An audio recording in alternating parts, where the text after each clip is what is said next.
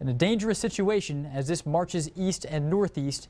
And again, this is eastern and central Lucas County that we're most concerned about. Okay, and areas in the path of this storm, again, this is for a possible or at least a tornado warning in effect for this area. Let's just put it that way. That circle you see is called a shear marker, and places along this line as the storm races to the east include Millbury, 542, Point Place at 543, Clay Center at 546, Curtis 546, and Williston at 548. Now let's zoom in nice and close here. So areas along 280, the interchange up here near the I-75 jam cam there, indicating the heaviest storm. So East Toledo, Oregon, you've got Highway 2 as it goes out here to the east. There's our actual radar site, folks. The live Doppler is right next to our transmitter out there. So Ross, if you'd like to give us more information on the storm as it does move through downtown, still that rotation from Maumee, Perrysburg, now moving up the river to near Rossford and the downtown area. Ross. Yeah, just on the east side, Jane, if we can go ahead and zoom back in here, there is a little notch on the back side of this. Our shear marker just back off towards the west, but right over the Northwood community. If you're listening to us right now, Northwood, you need to seek shelter. This storm continues to move off towards the east and northeast very fast. So here's State Road 51, also the I-280 expressway here continues to head right through that, but that's that area, that notch that we're picking up on. Curtis Road, State Highway 2, right over Oregon. Again, this is heading towards Curtis and eventually right towards the lakeshore. If we can zoom out just a bit here, this is live data though as it's coming in. We're picking up on that notch. We're getting a very close view of this, just a couple hundred feet above the ground as it's heading right towards or very close to our Doppler site on the east side of the metro area at this point. So again, that little notch, Jay, very concerning at this point. Also a new severe thunderstorm warning for areas just off towards our east, I believe. Yes. Out until about 6:30. We'll have to get a confirmation on that with some of those stronger storms. 6:30, yes. 6:30 as Ottawa, it continues. Sandusky, Ross. Okay, so the Oak Harbor, Fremont, still looking at a lot of strong winds, and we'll continue to watch that notch of rotation. That part, though, should eventually end up over the lake, but some of those strong winds will continue to head that direction.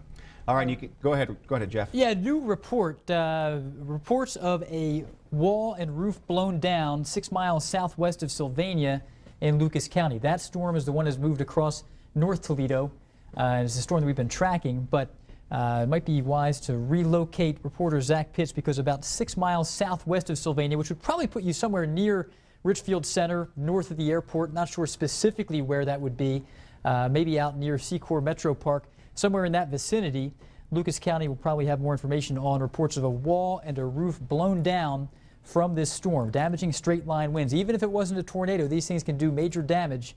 We'll learn more about that in the hours ahead, hopefully. Let's take a look at live Doppler 13,000 HD. Right now, we do have a couple bands of some intensifying snowfall, and I'm going to put the map into motion here. So we're going to loop the last 10 to 15 minutes, especially watch what happens as we get closer to the Toledo area, southern Michigan, right in that zone. We've been watching it all morning long. Put this map into motion, and that band of snow really intensifies pretty quickly as it gets close to Lake Erie. Those easterly winds at the surface over Lake Erie really helping to feed this area quite a bit. So here's what's going on. We'll zoom in on that snow band and work our way to the south from Temperance, Michigan, seeing quite a bit of snow. Blissfield, now you're getting in the middle of this, and the snow flying pretty heavy right now in Sylvania. Also a pocket just coming in offshore in the extreme south east corner here of Monroe County. There's quite a bit of snow to contend with. We'll zoom back out. Another band coming into the Bowling Green area right now. This will continue to slide off towards the north. So just south of Bowling Green right now over Rudolph, Portage, you're seeing the snow fly at a pretty good rate. This is going to be moving towards the north. And Findlay, while it's been on the edge of snow and no snow all morning long, now a pretty good pocket moving into your area. So some more moderate snowfall falling at this point. Again, this afternoon is when we're really going to see things ramp up quite a bit. Your expected snow totals when everything comes to an end, which will be around 10 p.m. tonight. Yeah, almost another 13 hours yet to go. And we're going to be looking at around 5 to 8 inches of snow for most of us along the lakeshore. Port Clinton, Sandusky, Fremont, BG, Toledo, Wauseon, Napoleon, Bryan, Defiance, Paulding, Monroe, and Adrian, all right in the middle of that heavy snow band. Findlay, Tiffin, and Norwalk, some sleet, maybe even a few raindrops could mix in there, and that'll keep totals a bit lower, around 4 to 6 inches of snow. Upper Sandusky around 3 to 5 inches of snow altogether. That's by later on tonight. Here is developing a lower level rotating storm, and that could indicate, again, the signs of a possible tornado, but we have no reports of that. So we've zoomed in here to northern Wood County and southern Lucas County, and that's the area we're tracking very carefully. Back to live Doppler 13,000 HD. Shows up here as a yellow shear marker, but let's put a track on this to let you know the counties and cities I mentioned when it will be affecting your area.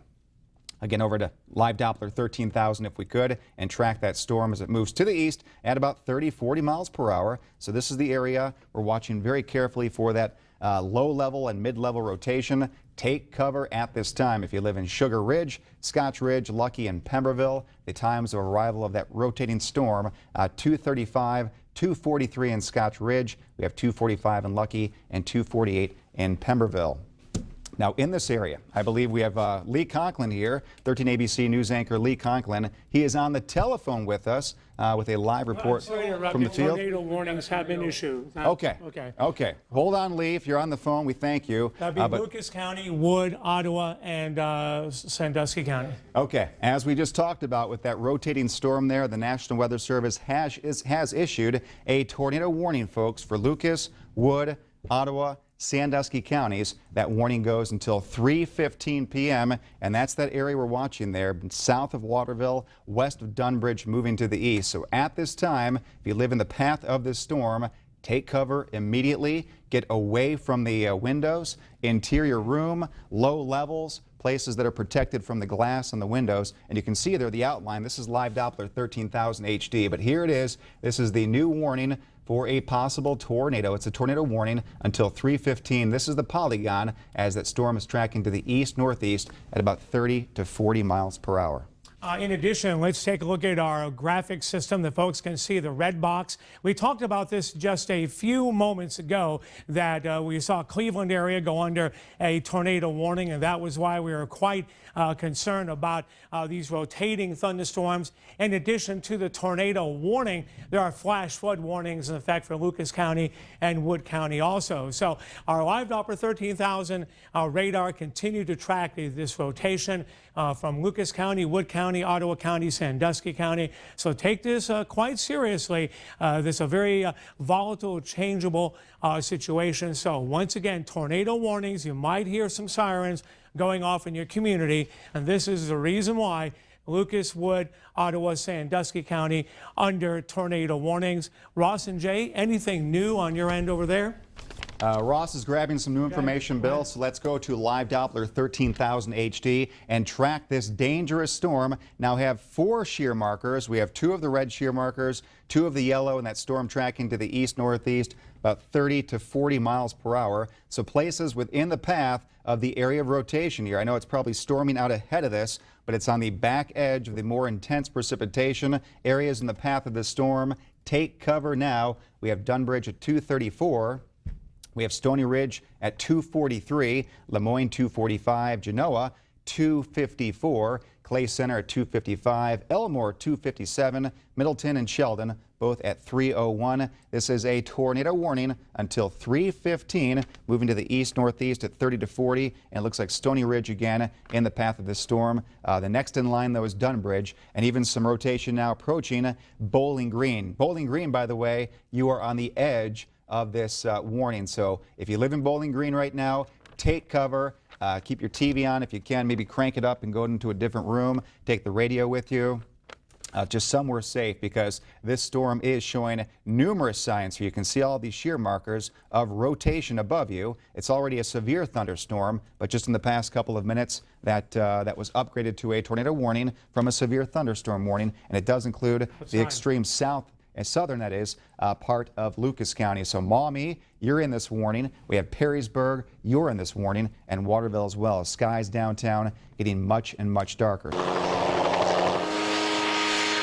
4 years ago, more than 130 people were trapped on an ice floe after it broke off from the northwest Ohio shoreline.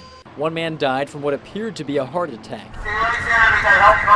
This winter, a woman walking across the Maumee River fell through the ice. She spent most of an hour in the frigid water before being taken to safety. In January, a man ice fishing on Timber Lake in Lenawee County fell through the ice and drowned. Lake and river ice can be extremely dangerous. You may have an area where there's not much current, you have thicker ice, and then several feet or several yards away you have an area where there's more of a current and there's less ice, and someone could fall through that. With Great Lakes ice, it's very unpredictable. The Coast Guard outfitted me with gear, You may get a little bit of water in that. and I got the chance to practice an escape to safety. We've flown through the ice on the Maumee River, and this is a self-rescue. I'm wearing a suit that makes it much easier. Use my arms to get out, and then we're rolling away. The rope's part of the ice. Keep your arms close together and walk yourself out with your elbows so you can get yourself out there and try to kick. Once you are safely up onto an ice shelf, you want to roll away from that ice hole. The reason for we ask you to roll is because it disperses your body weight and you're not going to be breaking any more ice. The dry suits that we're wearing make it much easier to do this self-rescue simulation because these suits trap some air against our bodies, making us a little bit more buoyant. Also, since they are dry suits, I only got wet from my elbows to my fingertips. This would have been a very different experience without these expensive suits. The body's first response to frigid water is cold shock. In an instant, a victim has a gasp reflex, which is extremely dangerous in the water. If you are low enough into the water, you can have water go down your throat and you can start the process of drowning. Get your bearings despite the extreme shivering and intense pain. And people would want to try to fight, kick it, and they're going to tire themselves out. So remain calm, try to get to something that can float, and then try to yell for help when you can. Face the direction that you came from. In that direction, at least a distance away, is ice that had been strong enough to support you. If you can, use your arms to push up and out of the ice, and in a controlled manner, kick your feet. If you can't get all the way out, rest as much of your body out of the water as possible. Stay calm, but keep in mind it is a race against time. He's been in the water 7 minutes, conscious and responsive. 7 minutes, conscious and responsive. Sir, are you by yourself? I'm by myself. He's by himself. By himself, all right. All right, sir, hang on to the ice shelf. All right. We're approaching the victim. As hypothermia begins to set in, the Coast Guard says blood will flow away from the extremities and fluid in muscles begins to congeal and control of arms and legs is lost. But it could take minutes, and it all depends on people's health conditions and what they're wearing. Again, that's why we preach, wear a life jacket, bring heavy clothing. Yes, a life jacket even if you're spending hours dry on the ice. That's going to help keep you afloat, and it's going to keep you warm longer, and it's going to save your life. Making sure they bring out a whistle, bring out a radio, a VHF radio. We listen to Channel 16. There are often signs of trouble before the ice breaks. You can get a spongy sensation, you can start hearing cracking, and then when you start hearing that cracking and it feels like it's going to give way, you could get low, so you can disperse your body weight so that way you can safely get yourself off from the ice. Otherwise, in the water, you may only have minutes to live. Also, zooming in, we'll show you where some of the heavy snow is falling right now. It is right along the Ohio-Michigan border from Sylvania, Temperance, seeing the heavy snow, Erie, Point Place now as that continues to slide straight to the east. But the rest of the metro area also seeing quite a bit of snowfall as it continues to fall from Maumee to Rossford, Perrysburg, already picking up between 2 and 3 inches of snowfall. The Marblehead Peninsula seeing snow rates continuing to pick up, especially from Marblehead over to Catawba Island. Port Clinton, those rates also picking up, Fremont, Oak Harbor as well. And generally what we're going to see happen here is eventually all of this heavy snowfall that is now falling between the Turnpike and the Ohio-Michigan border is eventually going to kind of snake and slide its way along the Lake Erie coastline towards the south and east. So Port Clinton and Sandusky eventually will be seeing that push in. Ottawa, Findlay, Tiffin, rates not as heavy right now, light to moderate snowfall and very little snow in Lima to Upper Sandusky for the time being. That's where the lowest totals will fall with this all together as we head across the area. Let's look at the overall picture. Satellite and radar composite showing at this point the back edge again of the snowfall lining up right here in southern Michigan. You do see this extra batch of blue. This is lake effect snow showers that will continue back behind this clipper that's racing across the area at this point. Now, back behind it, we're not going to see a whole lot of extra accumulation, just flurries continuing late this afternoon. But right now, 16 degrees. This is a look over downtown. Certainly a very white picture. Visibility is reduced. The wind chill is at 5 at this point. So some cold weather making things very uncomfortable outside as well. And it makes it tough for those road crews to certainly get as big of a jump on the system as what they would like. Certainly it's 18 right now, Monroe to Port Clinton, Fremont at 18 degrees, Paulding and Ottawa at 19 as those winds from the south continue to transport a little bit of warm air, but also more moisture into the area. So by 10 o'clock, we had that snow band that was right on top of us that slides to the southeast. This is a look at 1 o'clock. Notice the metro area, Adrian, Hillsdale, Defiance, pretty much the western 2/3 of our viewing area in the clear. Still some lingering snow from Sandusky to Norwalk and Upper Sandusky and Tiffin at 1 o'clock. This afternoon, some scattered snow flurries, but the accumulating snow really wrapping up by early afternoon today. Our new weather technology continues to advance the science, but one technique is still the backbone in weather forecasting.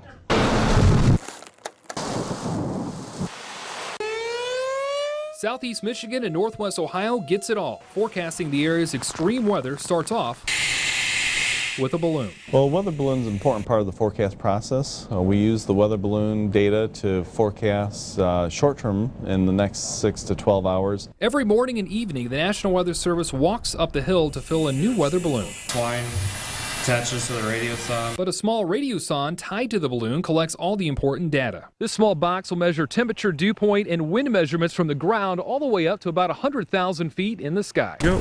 As soon as a balloon goes up, the data comes back down to be analyzed. It went due south for the first couple of minutes. And the forecasting begins. What are chances of severe weather? Is a severe thunderstorm possible? Is a tornadic storm possible? Then all this weather balloon data goes into supercomputers all across the world. Then all that weather data then goes through thousands of physics and chemistry equations, a lot like this. After all those calculations are done, the answers come out in the form of weather maps, which help meteorologists forecast the future weather. But helping forecasters isn't where the balloon's journey stops. It still has a wild ride down. Once it pops, it falls back down to the ground. There's a little parachute system to make it glide back down to the ground. But the balloon can literally fall anywhere the wind takes it. We've had people find them in trees and call the police because they're concerned what exactly was in their tree. And that tree might be holding the key to tomorrow's accurate forecast. And it's estimated that more than 20 million weather balloons have been launched worldwide since the late 1800s, when they became an important part of the forecasting process. Reporting live, Ross Ellett, 13 ABC Action News. And as we head into severe weather season, 13 ABC wants to make sure you're protected. That's why tonight we're bringing you our Ready, Set, Storm special. Toledo's biggest, most experienced team of meteorologists will give you tips to stay safe if severe weather strikes. Thank you, Jay. Well, across the country, 2013 was a little calmer weather-wise. The U.S. had the fewest tornadoes and hurricanes in years, and the number of billion-dollar disasters was also down. But when it comes to our local weather, it was very active. Meteorologist Ross Ellett looks back at the biggest weather events of 2013. January was cold, but it wasn't until Groundhog Day that the snow really started to fly. Surprised me. Yeah. And it was a beautiful snow coming down, though. On February 20th, a rare lake effect snow band stretched 120 miles from Lake Michigan and put down 5 inches of snow in Perrysburg, while Toledo just had a dusting. Old Man Winter was firmly in place for the official arrival of the spring and its slow construction on Cedar Point's newest ride, the Gatekeeper. Yeah, though during those times you can't do anything. You know, we send everybody home. Yeah. And the productivity during those times is so low, it just doesn't make sense to work. I thought it was supposed to be spring, but it won't last long. The cold March in April brought slow fishing for the 50,000 that stepped into the Maumee for the annual walleye run. Rain and cold also spoiled some Memorial Day barbecues with only a high of 54 degrees. By June 12th, the summer heat arrived, but so did the storm. 6 weak tornadoes touched down in the viewing area. It was also the 8th wettest on record. It rained 18 out of a 19-day period, causing headaches for farmers. It really has mired us up, so to speak, because everything is really wet and saturated, and we have lost a fair amount of produce, but that's all part of the game. Tornado. Had to have been a tornado. On July 10th, the rain fell with more severe weather and 2 more confirmed tornadoes. The worst damage hit a campground near Clyde. That was my front bedroom, yes. And you weren't here, thank goodness. Thank goodness I was not here. I'd not be talking to you today if I wasn't. Solar storms created the buzz in early October. On 2 different nights, the northern lights shined high above the ground, painting the sky in red, yellow, and green. Happy Halloween! October ended with a stormier pattern at the ground. Halloween brought wind and rain, but the biggest severe weather outbreak this year happened on November 17th. Heard this god-awful crack, which must have been all that. I don't know, but yeah, it was pretty scary. An EF2 tornado with 130-mile-per-hour winds hit Cloverdale head-on. Another strong EF2 tornado with winds of 125 miles per hour hit Perrysburg Township and traveled 12 miles into Oregon. My son was crying. He was terrified, so I was trying to stay calm for him. But the whole time I was thinking, when we walk back upstairs, are we going to be standing outside? Arctic air put the Great Lakes region in the deep freeze. Ice formed on Lake Erie in early December for the first time since 2008, and December 14th brought snow 5 to 9 inches deep. The road right next to me is completely impassable. We couldn't even get a 4x4 trucks down it. The December 14th snowstorm was the biggest in nearly 3 years, and it could be a warning sign of an intense winter season ahead as the calendar flips to 2014. Reporting, meteorologist Ross Ellett, 13 ABC Action News. Now, 13 ABC First Warning Weather with Chief Meteorologist Jay Berschbach. And welcome back. Tracking the back edge of rainfall on Live Doppler 13,000 HD. Raining still in Findlay, Bowling Green, and points to the east. In Toledo, just a few sprinkles for the next half hour or so, and that should do it. Front now clearing, the wind shifting, and temperatures, they will begin to fall. As far as the high today, mild despite the rain, 57. The low this morning, which is pretty much the current temperature, 45. So I take that back. It wasn't this morning. We were in the 50s. Right now in the mid 40s. Rainfall amounts here, 0.13 inches. So for the month now, 0.16. Your sunrise tomorrow should be pretty sunny at 7:15. There is the current low for the day. It's the temperature right now with rain officially at the airport, more like sprinkles. There's your wind. It was southwesterly all day, now northwesterly at about 12 miles per hour, still gusting between 15 and 20. That subsides briefly overnight. The humidity at 82%. Other temperatures now. You can see to our west the cooler air that's about to move in. So these warm kind of mild days where it just seems like early fall, they may be behind us. 42 degrees in Hillsdale and Bryan, the cool spots. Still near 50 degrees down in Upper Sandusky. So that's the contrast throughout the area. And watching the rain with our satellite radar composite. Bulk of rain's moved on by. There's our last little tail end of this. Clouds for now, and then clearing skies in Chicago. That moves in while you're sleeping. Unless you stay up all night. And it'll be while you're awake. All right, your forecast then from midnight through 7 o'clock. There goes the rain. Clouds break up. So a pretty bright start to our day. Maybe even a touch of frost in a few areas. So plan on that. Maybe the scraper and sunglasses. Sprinkles possible tomorrow afternoon, but just a few of them. A little better chance for a light rain or snow shower tomorrow night. That's the overnight hours into early on Friday. And for Friday, a decent day. Still cool with highs in the 40s, but rain-free locally. Looking good for those high school football playoff games. Now for tonight, the low 34 compared to last night's 51. Much cooler. Still breezy, clearing skies once the rain wraps up. West-northwest winds at 10 to 20. Tomorrow's high, 47. That'll be the highest throughout the day. Early sunshine, clouds developing late, maybe a sprinkle. Cooler and breezy. Northwest winds still 10 to 20 miles per hour. There's your chance for that little secondary wave of sprinkles or light showers overnight. But Friday, before sunrise, it moves out. So we're dry, still way below average, though. Low 50s here for the weekend. Each day looks dry. A few more clouds Saturday. A system to our north just missing. Monday looks pretty good for Veterans Day. Still cool, 47. And all eyes are on Tuesday and on Wednesday.